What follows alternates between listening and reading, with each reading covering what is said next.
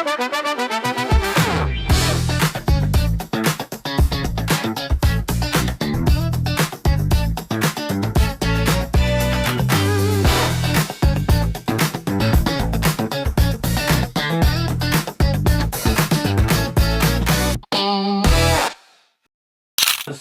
selamat siang.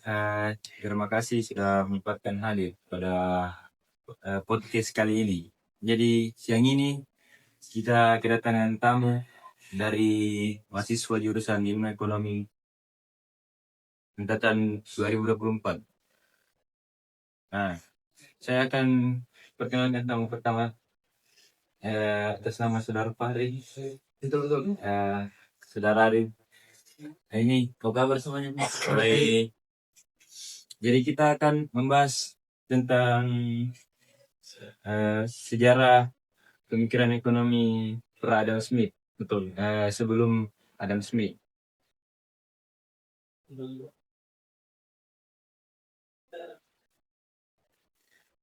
Oke, kita mulai dari Saudara Arif dulu. Ya. Menurut Saudara Arif, apa itu pemikiran sebelum Adam Smith? Bagaimana dia berkembang? Nah, kalau kita lihat jauh sebelum adanya pemikiran Adam Smith, itu ada banyak. Mulai dari pemikiran dari zaman Yunani kuno, ini meliputi tokoh-tokoh Yunani seperti Socrates dan Aristoteles. Terus ada juga merkantilisme, ada fisiokrasi, dan lain-lain. Jadi itu kita akan coba untuk bahas semuanya. Seperti itu. Baik, kalau menurut Saudara Fahri, bisa dijelaskan sejauh bisa dijelaskan secara detail apa itu merkantilisme? Kalau menurut saya era merkantilisme itu era yang unik ya, karena pada zaman tersebut itu kita hanya fokus untuk mengumpulkan emas tanpa memperhatikan kesejahteraan orang lain atau masyarakat. Nah, pendapat saya tentang zaman ini adalah zaman yang cukup indonesia untuk masyarakat setempat, karena kesejahteraannya itu masih belum terjamin, karena pada saat tersebut itu pemerintahan itu hanya berfokus pada kekuasaan dan kekayaan. Jadi era merkantilisme itu sudah tidak relevan dan kondisi sekarang. Kalau menurut saya zaman merkantilisme itu sangat tidak relevan pada sekarang ya, karena di sini kita lihat sekarang itu emas bukan menjadi tolak ukur kesejahteraan masyarakat di suatu negara. Nah, kesejahteraan suatu negara itu dipengaruhi oleh pendapatannya, bukan lagi emas. Dan kalau negara lebih banyak emasnya, karena Indonesia ada bertambah emas dan negara itu tidak sejahtera. Tapi kan emas itu bukan menjadi tolak ukur kesejahteraan masyarakat di suatu negara tersebut. Bisa menjadi GDP atau pendapatan daerah. Kan bukan hanya emas, bisa menjadi faktor lain yang bisa dipertimbangkan dalam memperhatikan kesejahteraan masyarakat.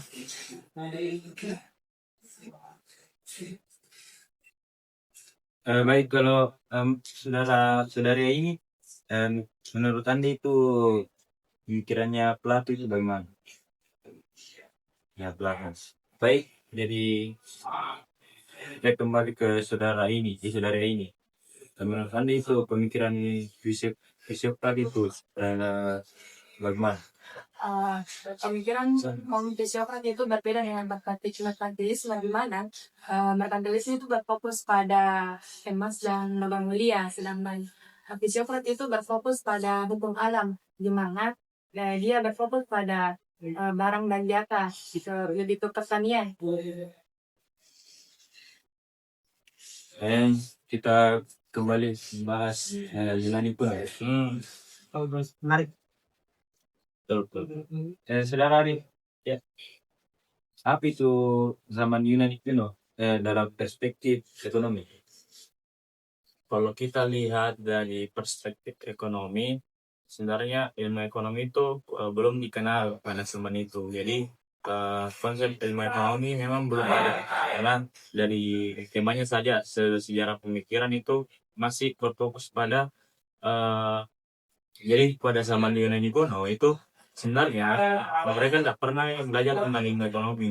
Jadi mereka berfokus pada filsafat. Jadi dia fokus pencarian hidup. Nah mungkin tokoh-tokoh ekonomi saat ini atau mungkin zaman dulu itu mendapatkan nih tulisan-tulisan dari Yunani kuno terkait dengan ilmu ekonomi.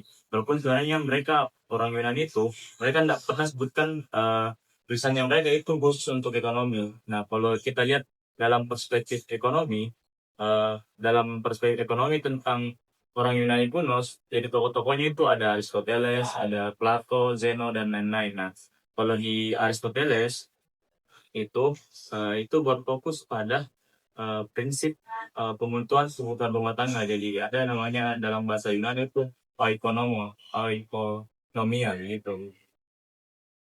Jadi bahasa Yunani itu ekonomi ya. Ekonomos. Halus. Kalau saudara Fahri,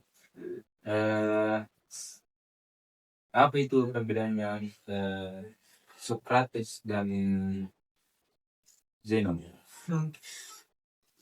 Kan tadi saudara sudah jelaskan tentang pemikiran Yunani kuno.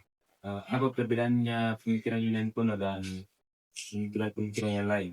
Nah, pada pemikiran Yunani kuno itu berfokus pada filsafat sebenarnya seperti yang dikatakan tadi oleh Sinabri. Mereka belum menjelaskan tentang ekonomi karena menurut Yunani kuno itu ekonomi belum ada pada saat tersebut, pada zaman tersebut. Nah, menariknya pada saat Yunani kuno itu ada seorang guru besar yang bernama Socrates, mempunyai 3 murid, yaitu Plato, Aristoteles, dan Zeno. Nah, yang paling menarik perhatian saya itu pemikirannya Plato. Nah, Plato ini dalam bukunya yang berjudul Republik, dia menjelaskan bagaimana sebenarnya kota yang baik itu terjadi. Nah, menurut Plato, kota yang baik adalah kota yang dimana penduduknya itu bertindak secara alamiah. Nah, yang bertindak secara alamiah itu apa? Contohnya, masyarakat itu membutuhkan pemetaan yang betul-betul mendasari kebutuhannya, tidak hanya mengincar kekayaan semata, tapi betul-betul untuk memenuhi kebutuhannya sendiri. Nah, adapun secara alami ini di mana anggota tubuh yang digunakan semestinya, seperti mata untuk melihat dan hidung untuk mencium.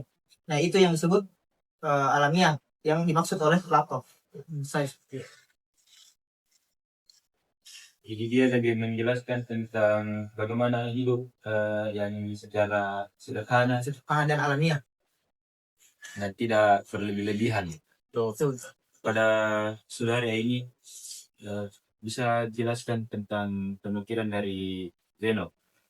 Ya baik, itu kalau pemikiran Zeno itu berfokus pada logika dan deduksi, di mana Zeno itu lebih mementingkan tentang bagaimana Zeno itu lebih mementingkan tentang bagaimana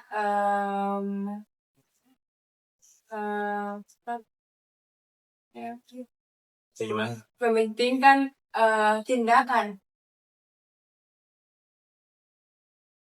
Nah, menurut begitu.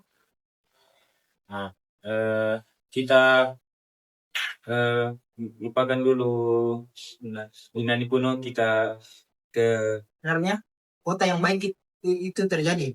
Nah, menurut Plato, kota yang baik adalah kota yang dimana penduduknya itu bertindak secara alamiah. Nah, yang bertindak secara alamiah itu apa? Contohnya, masyarakat itu membutuhkan pemetaan yang betul-betul mendasari kebutuhannya, tidak hanya mengincar kekayaan semata, tapi betul-betul untuk memenuhi kebutuhannya sendiri. Nah, adapun secara alami ini di mana anggota tubuh yang digunakan semestinya, seperti mata untuk melihat dan hidung untuk mencium. Nah, itu yang disebut alamiah yang dimaksud oleh laptop. Saya seperti itu. Jadi dia lagi menjelaskan tentang bagaimana hidup yang secara sederhana Dan alamiah. dan tidak berlebih-lebihan. Betul. Pada saudara ini bisa jelaskan tentang pemikiran dari Zeno. Ya baik, itu kalau pemikiran Zeno itu berfokus pada logika dan deduksi, di mana Zeno itu lebih mementingkan tentang bagaimana suatu Zeno itu lebih mementingkan tentang bagaimana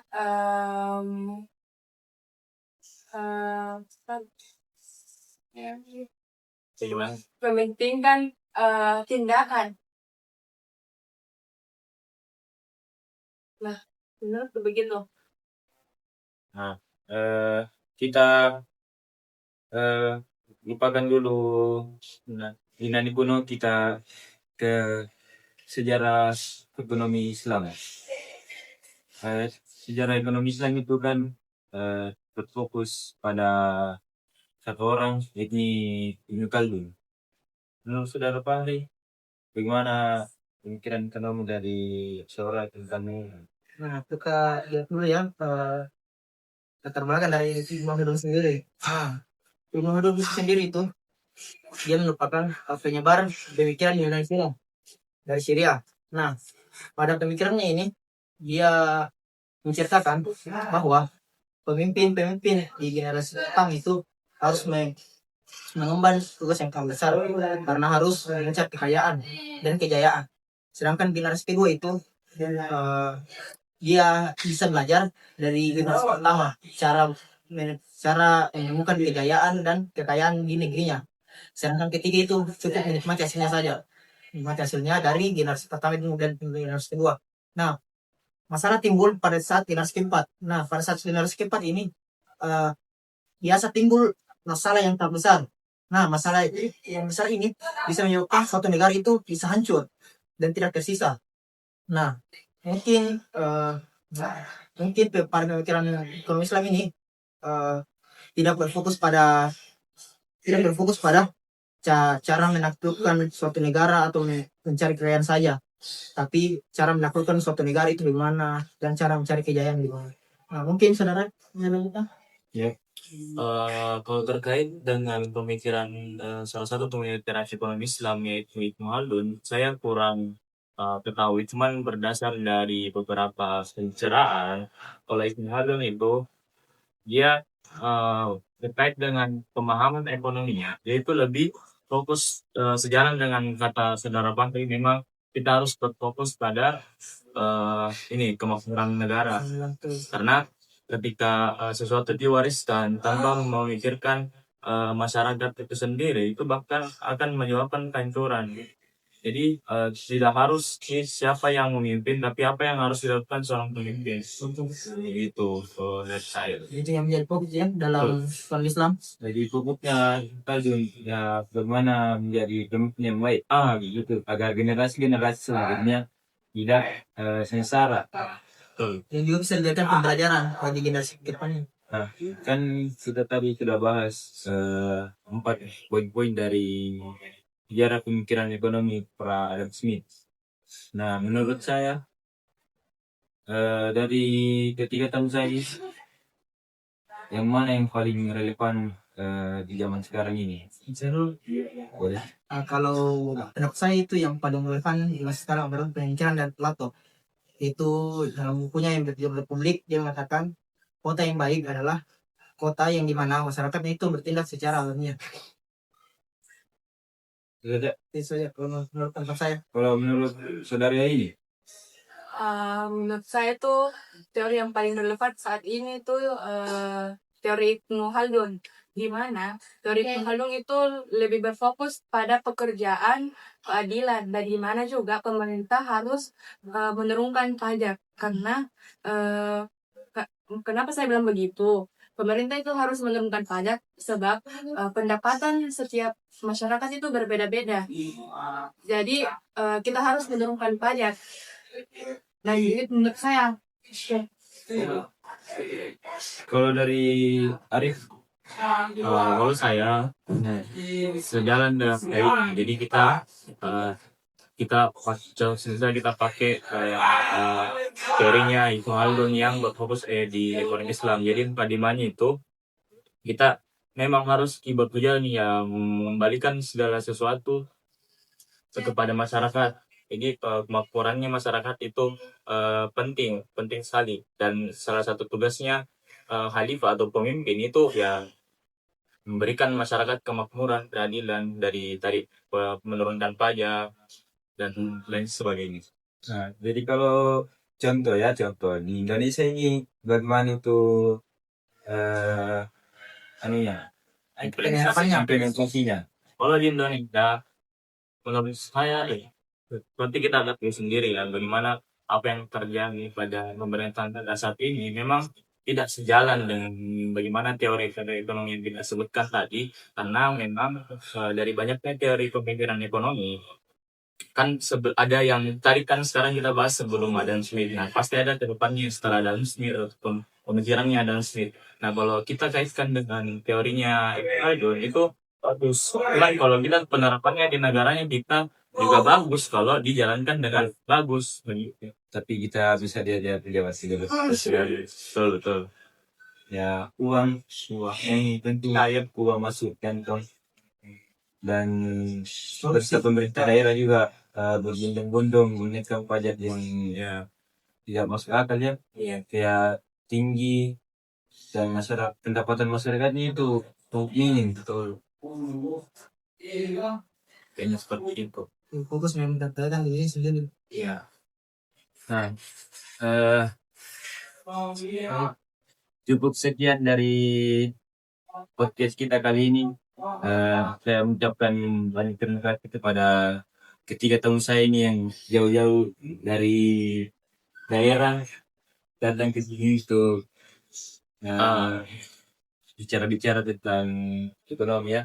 Ya, jadi sedikit tambahan juga apa yang kami sampaikan di sini itu kita masih belajar. Jadi ini hanya pemenuhan tugas kuliah. Jadi kalau misal penonton ataupun pemirsa ada merasa tersinggung ataupun tidak sesuai dengan yang kami katakan, ya maaf karena kita hanya bagian dari proses ya.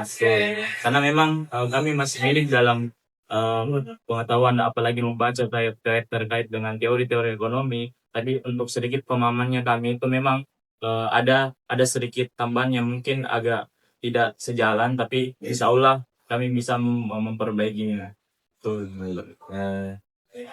Jadi itu dengan Assalamualaikum warahmatullahi wabarakatuh. Assalamualaikum warahmatullahi wabarakatuh.